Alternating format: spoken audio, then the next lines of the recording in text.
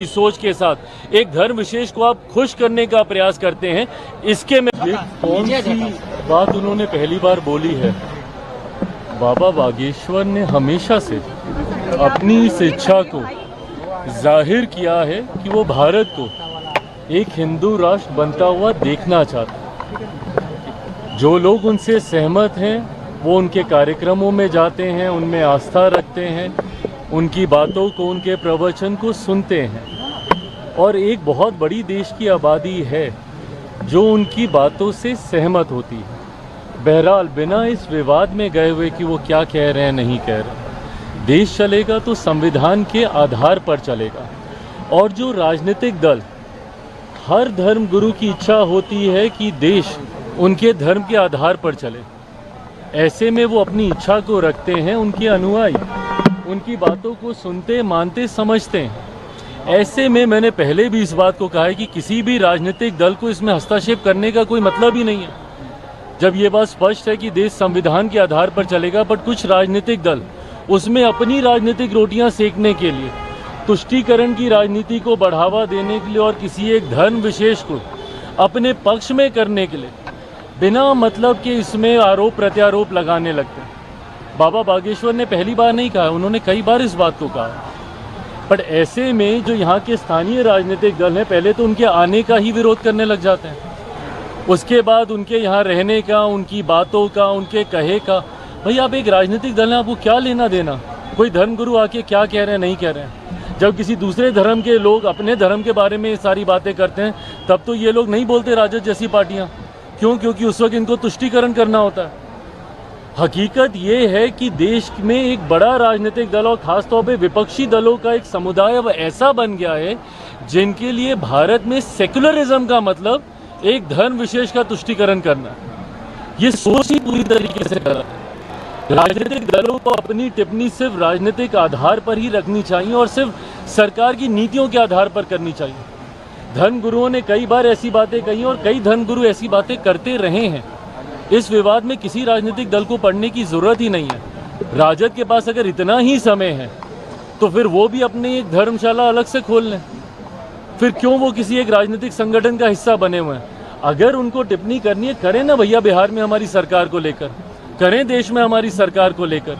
पर इस तरीके की बातें कर कर राज्य में सिर्फ धार्मिक असंतुलन बनाने का प्रयास जो राजद के द्वारा किया जाता है वो कतई उचित नहीं है। भाजपा के विधायक हम बोल देते हैं, भाजपा के विधायक हम ही नहीं भाग रहे हैं एक एक करके। भाजपा के विधायक, बीजेपी के विधायक हरिभूषण ठाकुर बचौल, उन्होंने मुस्लिम समाज को लेकर हिदायत दी है कि फ्राइडे को होली पड़ रही है तो वो घर में ही रहे और घर में रहकर ही अपनी नमाज अदा करें। लेकिन तेजस्वी यादव ने कहा किसी की बाप की बिहार नहीं। हम देख रहे हैं। देखिए ये भाषा जो बोल रहे हैं कि बाप की बिहार किसी के बाप का नहीं है, तकलीफ तो इसी बात की है कि कुछ लोग और कुछ दल इस बात को समझते हैं कि शायद उन्हीं के ही घर का ये बिहार है। ये गलत है ये सारी बातें। देखिए हर धर्म को और खास तौर पर हिंदू त्योहार का तो मतलब ही यही रहा है कि हर कोई मिलजुल कर इन त्योहारों को मनाता रहा है। हम लोगों ने दशकों तक गंगा जमुनी तहजीब का उदाहरण देने का हम लोगों ने काम किया। और होली जैसा त्यौहार तो खास तौर पे एक ऐसा त्यौहार है जहाँ पे तमाम गिले शिकवे भूलकर हर कोई एक साथ मिलकर त्यौहार मनाता है। ऐसे में जो भाजपा के विधायक भी कह रहे हैं उसके पीछे की सोच भी यही है कि हर कोई मिलजुल कर मनाए। किसी को तकलीफ है तो भाई अपना आगे पीछे सोचे, बट उसमें पुनः उसका इंटरप्रिटेशन गलत तरीके से निकाल कर जो राजद के लोग हैं वो जो धार्मिक असंतुलन फैलाने का प्रयास करते हैं, तुष्टीकरण का प्रयास करते हैं, ये गलत है। चुनाव नजदीक है और ऐसे में कांग्रेस जो है वो पद यात्रा निकालने वाली है, पलायन रोको पद यात्रा। अच्छा बताइए, पलायन रोको पद यात्रा, पलायन शुरू किसके समय में हुआ था? पलायन की जननी कौन सा राजनीतिक दल रहा है? 90 का वो दशक ही रहा है ना, जिसको जंगल राज के तौर पे जाना जाता था। जब वो पलायन का जिक्र करते हैं, पलायन रोको की बात करते हैं, भाई हमारे मुख्यमंत्री ने तो कहा कि उनका सपना है और वो चाहते हैं कि बिहार से ना सिर्फ पलायन रुके बल्कि जो लोग पलायन कर कर गए हैं वो वापस अपने राज्य में आए। बिहार फर्स्ट, बिहारी फर्स्ट के माध्यम से मैं ये कहता हूँ कि एक दिन हम लोग को ऐसे विकसित बिहार का निर्माण करना है और करना ही होगा और ये होगा ही। जब ना सिर्फ बिहार से पलायन रुकेगा बल्कि जो लोग पलायन कर कर गए हैं वो अपने राज्य में वापस आएंगे। पर ये टिप्पणी कांग्रेस किसके प्रति कर रही है? राजद के प्रति ही कर रही है ना, जिनके समय में सबसे ज्यादा पलायन हुआ था। आज मैं भी देश के कोने कोने में जाता हूं, वहां पर जब बिहारी मिलते हैं वो मजबूर हुए हैं बिहार को छोड़कर दूसरे राज्यों में जाने के लिए।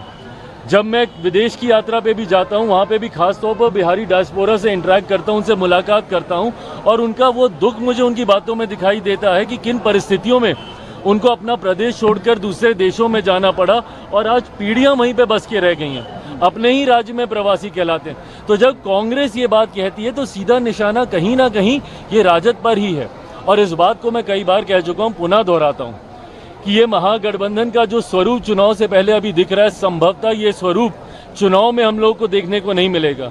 जिस तरीके से महागठबंधन के विभिन्न घटक दलों के बीच में ही एक वर्चस्व की लड़ाई शुरू हो गई है, चुनाव आते आते तक आप देखिएगा कि इस वर्चस्व की लड़ाई का परिणाम होगा कि राजद कांग्रेस, और एक बार पहले भी ये हो चुका है, पहले भी राजद कांग्रेस अलग होकर चुनाव लड़ चुकी है, वर्चस्व की लड़ाई में इस बार भी देखने को मिलेगा। और जिस तरीके से कांग्रेस के तेवर हैं और जिस तरीके से केंद्रीय नेतृत्व से लेके बिहार का जो उनका संगठन है, जिसको इस बात की समझ अब आ चुकी है कि उनके पास खोने के लिए ज्यादा कुछ नहीं है। जितनी सीटें उन्होंने जीती है, संभवतः अकेले लड़के इससे ज्यादा सीटें वो जीत सकते हैं। तो ऐसे में कांग्रेस और राजद एक साथ मिलकर चुनाव लड़ेंगे। मुझे ऐसा नहीं लगता चुनाव आते आते तक महागठबंधन पूरी तरीके से खंडित हो जाएगा। औरंगजेब मामले को लेकर मोदी आज मॉरिशस के दौरे पर है, पूरे बिहारी स्टाइल में उनका वहाँ वेलकम हुआ है। ऐसा बिहारी आप कैसे देखते हैं उनके इस पल को? खुशी होती है जब दूसरे देशों में बिहारी स्वरूप में हमारे देश के मेरे प्रधानमंत्री आदरणीय नरेंद्र मोदी जी का जब स्वागत होता है।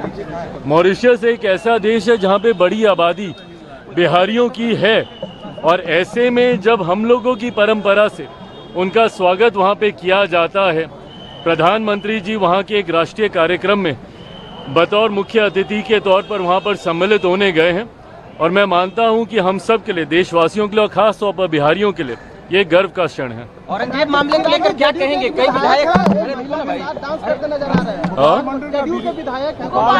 अरे प्रभु, ये होता रहता। औरंगजेब को लेकर सवाल है कि औरंगजेब को जो भी समर्थन करेंगे उन्हें पाकिस्तान भेज दिया जाएगा, उत्तर प्रदेश में योगी सरकार के यहाँ भेज दिया। अबू आजमी वाले बयान के बाद बिहार में भी विधानसभा में तकलीफ इस बात की है कि जब आप हिंदू शासकों की तुलना और उनकी तुलना में कुछ ऐसे मुगल शासकों का नाम लेने लगते हैं जिनका एक अपना क्रूर इतिहास रहा है, उनका अपने ही परिवारजनों के साथ उनकी क्या भूमिका रही, देश में शासन करते वक्त देशवासियों के साथ उनकी क्या भूमिका रही, ये इतिहास में दर्ज है, ये कोई नई बात नहीं है। पर ऐसे में हिंदू शासकों के सामने तुलना करते हुए जब आप उनको ऊंचा दिखाने की सोच रखते हैं तो ये तुलना ही गलत है। हर किसी का शासनकाल एक अलग परिप्रेक्ष्य में रहा है, सही गलत डिबेटेबल हो सकता है, पर जब आप हिंदू शासकों से उनकी तुलना करके उनको बेहतर बताने का जब आप प्रयास करते हैं और पुनः तुष्टीकरण की राजनीति की सोच के साथ एक धर्म विशेष को आप खुश करने का प्रयास करते हैं, इसके में कौन सी बात उन्होंने पहली बार बोली है? बाबा बागेश्वर ने हमेशा से अपनी इस इच्छा को जाहिर किया है कि वो भारत को एक हिंदू राष्ट्र बनता हुआ देखना चाहते। जो लोग उनसे सहमत हैं वो उनके कार्यक्रमों में जाते हैं, उनमें आस्था रखते हैं, उनकी बातों को, उनके प्रवचन को सुनते हैं और एक बहुत बड़ी देश की आबादी है जो उनकी बातों से सहमत होती है। बहरहाल बिना इस विवाद में गए हुए कि वो क्या कह रहे हैं नहीं कह रहे, देश चलेगा तो संविधान के आधार पर चलेगा। और जो राजनीतिक दल, हर धर्म गुरु की इच्छा होती है कि देश उनके धर्म के आधार पर चले, ऐसे में वो अपनी इच्छा को रखते हैं, उनके अनुयायी उनकी बातों को सुनते, मानते, समझते हैं। ऐसे में मैंने पहले भी इस बात को कहा है कि किसी भी राजनीतिक दल को इसमें हस्तक्षेप करने का कोई मतलब ही नहीं है। जब ये बात स्पष्ट है कि देश संविधान के आधार पर चलेगा, बट कुछ राजनीतिक दल उसमें अपनी राजनीतिक रोटियां सेकने के लिए, तुष्टीकरण की राजनीति को बढ़ावा देने के लिए और किसी एक धर्म विशेष को अपने पक्ष में करने के लिए बिना मतलब के इसमें आरोप प्रत्यारोप लगाने लगते हैं। बाबा बागेश्वर ने पहली बार नहीं कहा, उन्होंने कई बार इस बात को कहा पर ऐसे में जो यहाँ के स्थानीय राजनीतिक दल हैं पहले तो उनके आने का ही विरोध करने लग जाते हैं, उसके बाद उनके यहाँ रहने का, उनकी बातों का, उनके कहे का। भाई आप एक राजनीतिक दल हैं, आपको क्या लेना देना कोई धर्मगुरु आके क्या कह रहे हैं नहीं कह रहे हैं। जब किसी दूसरे धर्म के लोग अपने धर्म के बारे में सारी बातें करते हैं तब तो ये लोग नहीं बोलते राजद जैसी पार्टियाँ। क्यों? क्योंकि उस वक्त इनको तुष्टीकरण करना होता है। हकीकत ये है कि देश में एक बड़ा राजनीतिक दल और खासतौर पे विपक्षी दलों का एक समुदाय अब ऐसा बन गया है जिनके लिए भारत में सेक्युलरिज्म का मतलब एक धर्म विशेष का तुष्टीकरण करना है। ये सोच ही पूरी तरीके से गलत है। राजनीतिक दलों को अपनी टिप्पणी सिर्फ राजनीतिक आधार पर ही रखनी चाहिए और सिर्फ सरकार की नीतियों के आधार पर करनी चाहिए। धर्मगुरुओं ने कई बार ऐसी बातें कही और कई धर्मगुरु ऐसी बातें करते रहे हैं। इस विवाद में किसी राजनीतिक दल को पड़ने की जरूरत ही नहीं है। राजद के पास अगर इतना ही समय है तो फिर वो भी अपनी एक धर्मशाला अलग से खोल लें। फिर क्यों वो किसी एक राजनीतिक संगठन का हिस्सा बने हुए हैं? अगर उनको टिप्पणी करनी है करें ना भैया, बिहार में हमारी सरकार को लेकर करें, देश में हमारी सरकार को लेकर। पर इस तरीके की बातें कर राज्य में सिर्फ धार्मिक असंतुलन बनाने का प्रयास जो राजद के द्वारा किया जाता है वो कतई उचित नहीं है। भाजपा के विधायक हम बोल देते हैं, भाजपा के विधायक हम कहीं नहीं भाग रहे हैं, एक एक करके। भाजपा के विधायक बीजेपी के विधायक हरिभूषण ठाकुर बचौल, उन्होंने मुस्लिम समाज को लेकर हिदायत दी है कि फ्राइडे को होली पड़ रही है तो वो घर में ही रहे और घर में रहकर ही अपनी नमाज अदा करें। लेकिन तेजस्वी यादव ने कहा किसी की बाप की बिहार नहीं। हम देख रहे हैं। देखिए ये भाषा, क्या लगता है आपको अपीजमेंट? ये भाषा जो बोल रहे हैं कि बाप की बिहार किसी के बाप का नहीं है, तकलीफ तो इसी बात की है कि कुछ लोग और कुछ दल इस बात को समझते हैं कि शायद उन्हीं के ही घर का ये बिहार है। ये गलत है ये सारी बातें। देखिए हर धर्म को और खास तौर पर हिंदू त्योहार का तो मतलब ही यही रहा है कि हर कोई मिलजुल कर इन त्योहारों को मनाता रहा है। हम लोगों ने दशकों तक गंगा जमुनी तहजीब का उदाहरण देने का हम लोगों ने काम किया और होली जैसा त्यौहार तो खास तौर पे एक ऐसा त्यौहार है जहाँ पे तमाम गिले शिकवे भूलकर हर कोई एक साथ मिलकर त्यौहार मनाता है। ऐसे में जो भाजपा के विधायक भी कह रहे हैं उसके पीछे की सोच भी यही है कि हर कोई मिलजुल कर मनाए। किसी को तकलीफ है तो भाई अपना आगे पीछे सोचे, बट उसमें पुनः उसका इंटरप्रिटेशन गलत तरीके से निकाल कर जो राजद के लोग हैं वो जो धार्मिक असंतुलन फैलाने का प्रयास करते हैं, तुष्टीकरण का प्रयास करते हैं, ये गलत है। चुनाव नजदीक है और ऐसे में कांग्रेस जो है वो पद यात्रा निकालने वाली है, पलायन रोको पद यात्रा। अच्छा बताइए, पलायन रोको पद यात्रा, पलायन शुरू किसके समय में हुआ था? पलायन की जननी कौन सा राजनीतिक दल रहा है? 90 का वो दशक ही रहा है ना जिसको जंगल राज के तौर पे जाना जाता था। जब वो पलायन का जिक्र करते हैं, पलायन रोको की बात करते हैं, भाई हमारे मुख्यमंत्री ने तो कहा कि उनका सपना है और वो चाहते हैं कि बिहार से ना सिर्फ पलायन रुके बल्कि जो लोग पलायन कर कर गए हैं वो वापस अपने राज्य में आए। बिहार फर्स्ट, बिहारी फर्स्ट के माध्यम से मैं ये कहता हूँ कि एक दिन हम लोग को ऐसे विकसित बिहार का निर्माण करना है और करना ही होगा और ये होगा ही जब ना सिर्फ बिहार से पलायन रुकेगा बल्कि जो लोग पलायन कर कर गए हैं वो अपने राज्य में वापस आएंगे। पर ये टिप्पणी कांग्रेस किसके प्रति कर रही है? राजद के प्रति ही कर रही है ना, जिनके समय में सबसे ज्यादा पलायन हुआ था। आज मैं भी देश के कोने कोने में जाता हूँ, वहां पर जब बिहारी मिलते हैं वो मजबूर हुए हैं बिहार को छोड़कर दूसरे राज्यों में जाने के लिए। जब मैं विदेश की यात्रा पे भी जाता हूँ वहाँ पे भी खास तौर पर बिहारी डायस्पोरा से इंटरेक्ट करता हूँ, उनसे मुलाकात करता हूँ और उनका वो दुख मुझे उनकी बातों में दिखाई देता है कि किन परिस्थितियों में उनको अपना प्रदेश छोड़कर दूसरे देशों में जाना पड़ा और आज पीढ़ियां वहीं पे बस के रह गई हैं, अपने ही राज्य में प्रवासी कहलाते हैं। तो जब कांग्रेस ये बात कहती है तो सीधा निशाना कहीं ना कहीं ये राजद पर ही है। और इस बात को मैं कई बार कह चुका हूँ, पुनः दोहराता हूँ कि ये महागठबंधन का जो स्वरूप चुनाव से पहले अभी दिख रहा है, संभवतः ये स्वरूप चुनाव में हम लोग को देखने को नहीं मिलेगा।